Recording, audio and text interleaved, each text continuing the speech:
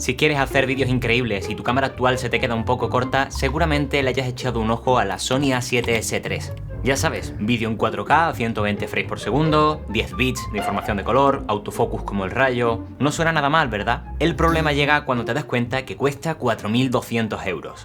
Pero, ¿y si te dijera que puedes tener algo bastante parecido casi por la mitad de precio? ¿Te interesa? Pues sigue viendo este vídeo porque vas a flipar.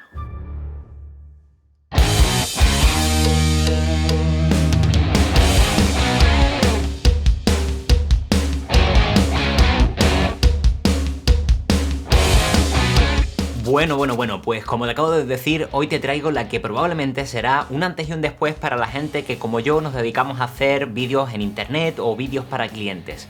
Y digo probablemente porque no sé lo que pasará en el futuro, pero es que tener características de la Sony A7S III, muchas de ellas en esta cámara, la verdad es que es una verdadera locura. Pero bueno, vayamos al lío. Esta es la Sony FX30, la hermana pequeña de la Sony FX3 y la nueva cámara de la línea de cine de Sony. Pero que, atención, el cuerpo solo cuesta 2.300 euros. Esta es la opción base y luego también tendremos otra alternativa de comprarla con el handle que valdrá 2.800 euros. Pero de esto te hablo un poquito más en un rato.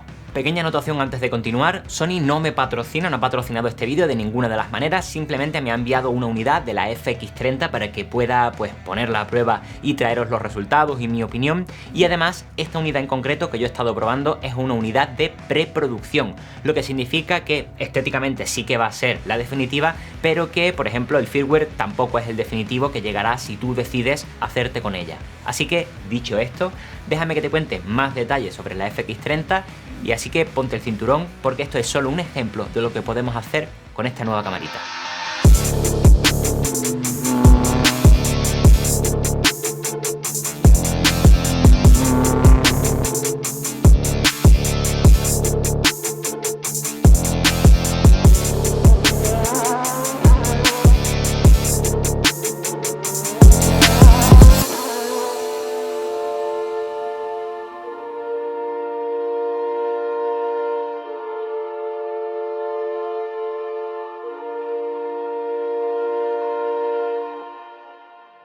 Y no te quiero robar demasiado tiempo hablándote de la estética, del físico de esta cámara porque te lo podrías resumir bastante rápido. Es un clon de la Sony FX3. Lo único, así a bote pronto, es que pesa algo menos. Pero bueno, por si acaso no la conocías bien, hagamos un repaso rápido por todo lo que trae externamente. Una de las cosas más obvias es que no tenemos el visor que sí vemos en otras cámaras de Sony porque esta cámara está pensada principalmente para vídeo, aunque también puede hacer fotos. Y por el mismo motivo tampoco tiene un dial de cambio de modos. Si queremos cambiar entre los diferentes modos, tendremos que pulsar el botón, valga la redundancia, de mode. Y hablando de botones, la distribución es idéntica, como te decía, a la Sony FX3. Igual que esta, también tiene diferentes indicadores que se encienden cuando estamos grabando para que no quede ninguna duda de si le hemos dado al botoncito o no. Esta cámara también lleva un monitor abatible que podemos colocar como queramos, el switch en la parte frontal para hacer zoom con los objetivos que sean compatibles, también tiene las roscas directamente en el propio cuerpo de la cámara por si queremos acoplar algún accesorio, y en cuanto a los puertos, pues el HDMI completo, el jack de entrada y salida del audio, USB-C, micro USB, y el mismo doble slot para tarjetas de memoria, el primero para CF Express tipo A y SD, es un lector dual, y el segundo para tarjetas de memoria SD exclusivamente. Entonces, Dani, ¿dónde están las diferencias entre esta FX30 y una Sony FX3, por ejemplo? Pues bien, las diferencias las tenemos dentro de la propia cámara. Y en concreto, es este nuevo sensor 6K de 26 megapíxeles, hablando del tema de fotografía, que luego serán pues unos 20,1 megapíxeles aproximadamente equivalentes para el apartado del vídeo. Y mucha gente se cree que por esta cámara, por ejemplo, o cualquier otra cámara que tenga un sensor APS-C tiene que ser menos o tener peor calidad que una cámara full frame. Y siento decirte que el que te esté diciendo esto te está mintiendo a la cara. Con esta cámara vamos a poder grabar vídeos, como te decía, hasta resolución 4K a 120 frames por segundo, con 10 bits de información de color y utilizando los típicos perfiles de imagen de Sony, como el S-Log 3 o los perfiles HLG. Y con estos archivos luego podremos hacer correcciones de color que son la leche. O por supuesto también podremos utilizar el perfil S-Cinetone, que se ha puesto tan de moda y que nos deja una imagen muy bonita sobre la que luego no tendremos que trabajar en exceso en postproducción. Y probablemente cuando has visto estos resultados te habrás percatado de que hay cierta cantidad de ruido en condiciones que no debería de haberla. Me remonto a lo que te decía al principio, esta es una unidad de preproducción, por lo tanto, el no tener el firmware definitivo seguramente habrá afectado en esto. Pero volviendo al hilo del vídeo, aunque los resultados y las capacidades son bastante buenas, hay algo que hay que tener en cuenta, hablando de los sensores de menor tamaño, este tipo de sensores APS-C, que precisamente es el recorte. Como buen sensor APS-C, la distancia focal que vemos cuando ponemos un objetivo que podríamos tener en una cámara full frame no es exactamente la misma, sino que está recortada 1,5 veces más. Por lo tanto, necesitaríamos un objetivo más angular en esta FX30 para ver lo mismo que veríamos, pues, por ejemplo, en una Sony A7S III. Aunque en temas de recorte, la cosa no queda ahí. Esta cámara, igual que sucede en la A7 IV, la S3 o la FX3, tiene la estabilización de 5 ejes en el sensor. Y si necesitamos un poquito más, necesitamos algo un poquito más estable, se sumaría una estabilización digital a esta estabilización del sensor con un pequeño cropeado, lo que estamos viendo, que tampoco es que el recorte sea una locura.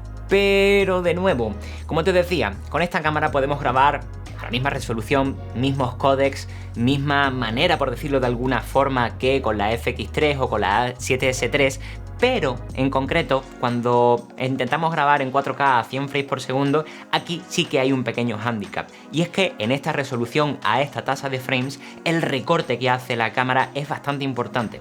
En concreto, es aproximadamente un 38% de la imagen. Y este recorte es precisamente el mayor inconveniente que hace que veamos más ruidos cuando grabamos a 100 frames por segundo. Es completamente normal que si sobre un sensor que ya de por sí es más pequeño que uno full frame hacemos un recorte del 38%, la cantidad de ruido que va a aparecer en la imagen va a ser más evidente. Pero bueno, sigamos hablando en tal caso de cosas guays de esta FX30, como por ejemplo el nuevo menú de la cámara de Sony. Si entramos dentro de estos nuevos menús dentro de la FX30 y bajamos hasta la parte de toma log, vamos a encontrar, igual que pasa en la Sony FX30, que tenemos diferentes modos.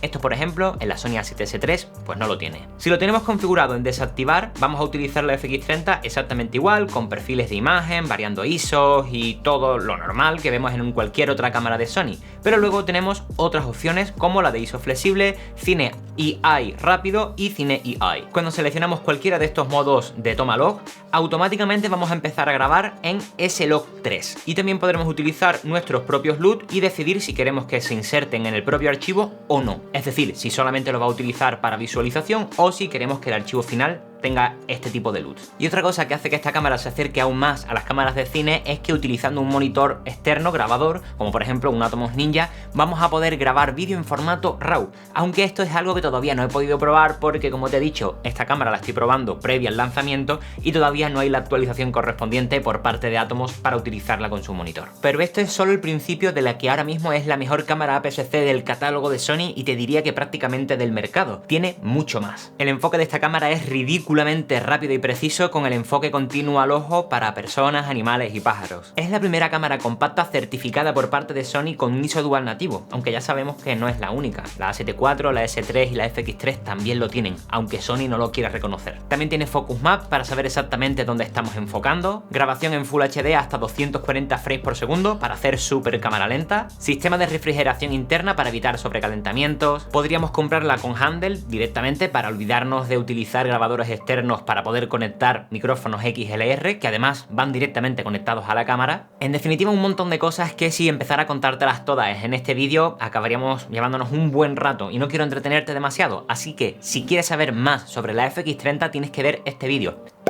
Si este vídeo te ha gustado, el que está aquí, con este vas a flipar. Y también pincha aquí para suscribirte. Nosotros nos vemos en el siguiente vídeo. ¡Hasta luego!